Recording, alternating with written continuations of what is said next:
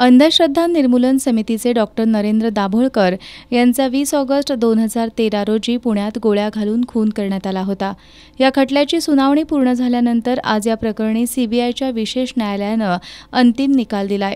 न्यायालयानं डॉक्टर नरेंद्र दाभोळकर खून प्रकरणी डॉक्टर वीरेंद्र तावडे, विक्रम भावे आणि संजीव पुनाळेकर या तिघांची निर्दोष मुक्तता केली आहे, तर सचिव अंदुरे आणि शरद कळसकर यांना जन्मठेपेची शिक्षा सुनावली आहे। न्यायालयानं या प्रकरणात फाशीची शिक्षा देता येणार नाही, शिवाय सीबीआयकडून या प्रकारात आवश्यक ते पुरावे कोर्टात सादर झाले नसल्याचं सांगितलं।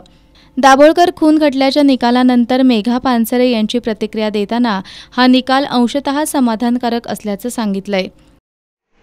डॉक्टर नरेंद्र दाभोळकरांच्या खून खटल्यामध्ये आज न्यायालयाने निकाल जाहीर केला। त्याच्यामध्ये 2 आरोपींना शिक्षा झालेली आहे आणि बाकीचे 3 आरोपी निर्दोष मुक्तता त्यांची झालेली आहे। माझ्या दृष्टीने हा एक अंशतः समाधानकारक असा निकाल आहे। त्याचं कारण असं आहे की डॉक्टर दाभोळकरांच्या या केसमध्ये फक्त आरोपींना शिक्षा होणं आणि त्याचे सूत्रधार, त्याची ते कारस्थान रचणारे लोक यांची मुक्तता होणं ही खेदजनक बाब एवढ्यासाठी आहे की दाभोळकर खटला आणि पानसरे, कलबुर्गी, गौरी लंकेश यांचे खून हे सगळे एकमेकांशी जोडलेले आहेत। शस्त्र एकच आहेत वापरलेली, आरोपी अनेक एकच आहेत। अशा परिस्थितीमध्ये मला असं वाटतं की कॉम्रेड पानसरेंच्या खुनाचा तपास करणाऱ्या एटीएसने दाभोळकर केसमध्ये कोणत्या त्रुटी राहिल्या ज्याच्यामुळे आरोपींची निर्दोष सुटका झाली त्याचा तपास करून सर्व आरोपींना शिक्षा होईल, सर्व पुरावे गोळा करून एक सशक्त केस बनेल असा प्रयत्न करायला पाहिजे असं मला वाटतं। कॉम्रेड रघुनाथ कांबळे आणि सतीशचंद्र कांबळे यांनी तपास यंत्रणांबद्दल नाराजी व्यक्त केली आहे। डॉक्टर नरेंद्र दाभोळकर यांच्या खून खटल्याच्या अनुषंगानं आज जो निकाल लागला, खरं तर ह्या निकालामध्ये जी काही तपास यंत्रणा होती त्या तपास यंत्रणेमुळं काही त्रुटी राहिल्यामुळंच डॉक्टर नरेंद्र दाभोळकरांच्या खून खटल्यातील डॉक्टर वीरेंद्र तावडे हा निर्दोष सुटला आणि त्याचे 2 साथीदार निर्दोष सुटला असं माझं मत आहे। खरं तर डॉक्टर वीरेंद्र तावडे हेच खरं तर ह्या खुनाचे सूत्रधार आहेत असं आम्हाला प्रत्यक्षात आणि ह्याच्यातून वाटत होतं, लोकांच्यातून किंवा तपास यंत्रणेतून वाटलं होतं की वीरेंद्र तावडे यांना शिक्षा होईल।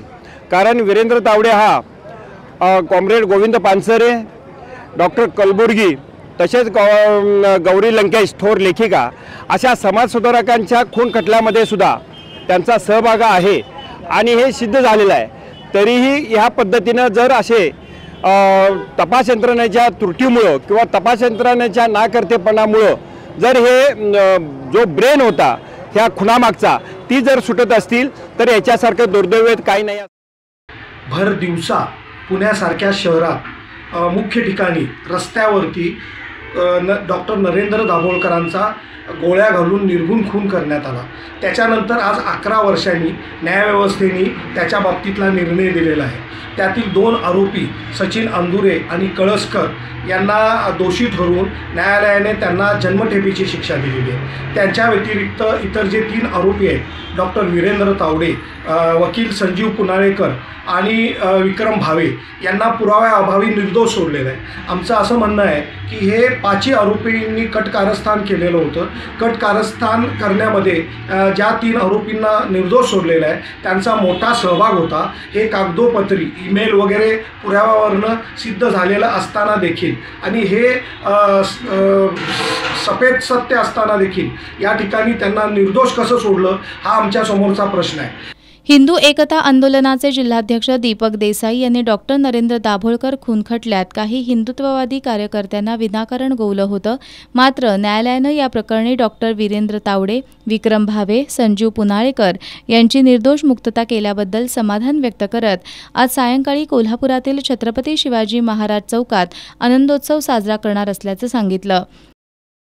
न्यायालयाने आज जो निकाल दिला दाभोळकर हत्या प्रकरणात, प्राध्यापक तावडेसाहेबांना निर्दोष मुक्तता केली, याबद्दल आम्ही हिंदुत्ववादी संघटना म्हणून आनंद व्यक्त करीत आहोत।